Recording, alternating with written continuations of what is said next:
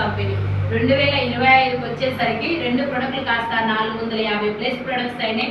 2 ఆఫీసులు కాస్త 8700 ఆఫీసులు అయినాయి.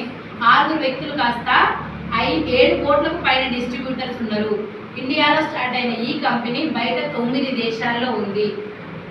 చూడండి ఒకసారి, ఇండియాలో డచ్ వారి రాక, బ్రిటిష్ వారి రాక, ఐరోపియన్ల రాకలే తెలుసు మనకి. కానీ ఫస్ట్ టైం ఒక ఇండియన్ డైరెక్ట్ సెల్లింగ్ కంపెనీ బయట 9 దేశాల్లో ఉంది. మన ఇండియన్ కంపెనీలో మనం వర్క్ చేసుకోవచ్చా లేదా? చేసుకోవచ్చు. ఎందుకు చేసుకోవాలనేది కూడా చెప్తా. ఇందులో ఏమేమి ఉంటాయంటే హోమ్ కేర్, ఇంట్లో వాడుకునే paste, brush, hair oil, shampoo, cooking oil, floor cleaner, toilet cleaner, అంట్లో మీద బట్టలు ఉతికేది, టీ పౌడర్, కాఫీ పౌడర్ అన్నీ ఉంటాయి. పప్పులు, ఉప్పులు, మసాలాలు ఉండవు. సెకండ్ వచ్చేసి అగ్రి కేర్ సంబంధించి 8 రకాల ఉత్పత్తులు ఉంటాయి. పంట, పూత, కాత, పింద బలంగా రావడానికి కెమికల్స్ వేసి పండియాలా, ఎరువులు వేసి పండియాలా? అందరు మాట్లాడాలి. ఎరువులు వేసి పండియాలి. ఏం వేసి పండిస్తున్నాం? కెమికల్స్ వేసి పండిస్తున్నాం.